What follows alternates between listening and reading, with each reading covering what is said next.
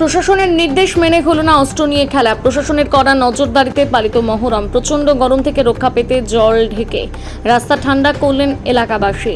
ইরাকের কারবালার প্রান্তরে ইমাম হুসাইন শহীদ হয়েছিলেন এদিন। মহরমের শোকে উপচে পড়া ভিড় হুগলি ইমামবাড়ায়।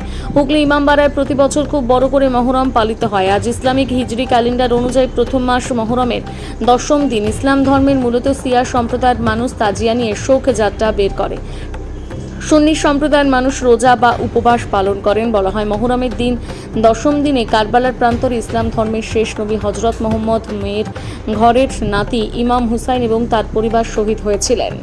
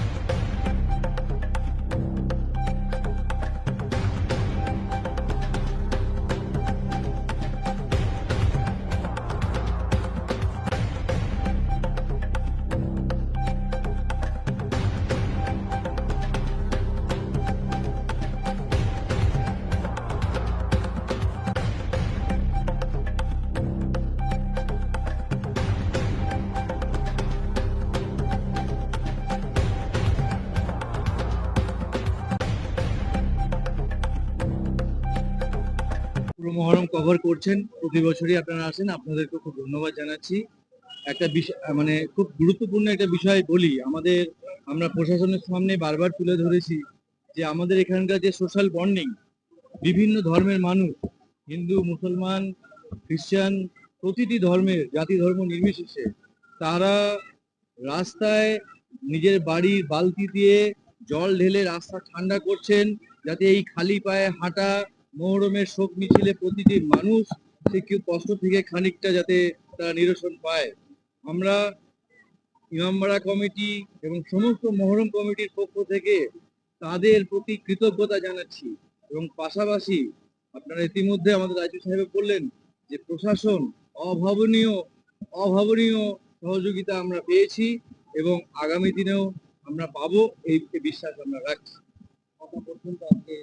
আজকের দেখুন আমাদের এই প্রসেশন তাজিয়া নিয়ে আমরা কারবালা প্রান্তরে বিকেল 4টের মধ্যে আমাদের সমস্ত প্রথা অনুযায়ী যা আমাদের অনুষ্ঠান থাকে সেটা আমরা 4টের সময় শেষ করব। তারপর আমাদের ওখানে শেষ করার পরে আমরা ইমামবাড়ার উদ্দেশ্যে এবং যে যার নিজের জায়গায় ফিরে যাবে।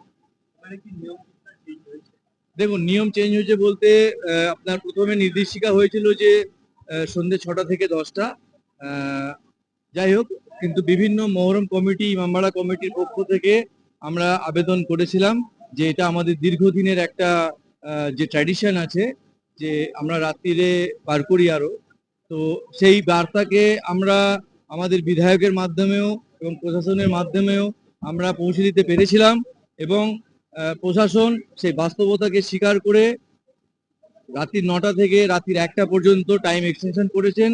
তার জন্য আমরা প্রত্যেক মহরম কমিটির পক্ষ থেকে তাদের প্রতি আন্তরিক ধন্যবাদ ও কৃতজ্ঞতা জানাচ্ছি। সৈয়দ মোহাম্মদ আজম, ইমাম বাজার। মহরম অ্যাকচুয়ালি শুরু হয়েছিল চাঁদ রাত থেকে।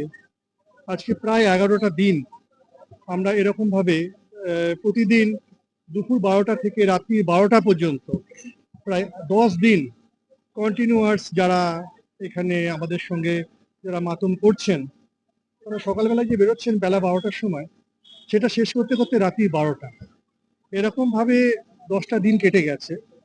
তো এটা করা খুব শক্ত, ভীষণ শক্ত, কারণ প্রতি মুহূর্তে একটা করে মজলিস শুনছে, প্রচুর সেখান থেকে কান্দাকাটি, ভীষণভাবে মাতম, মজলিস এগুলোকে করে উঠে তারপরে আবার ইমামবাড়ায় আসা এবং বিভিন্ন জায়গায় ঘোরা, এসব করে আমাদের হুগলিতে এরকম ভাবে চললো এবং সেটা আজকে সকাল থেকে আমরা এখানে করছি।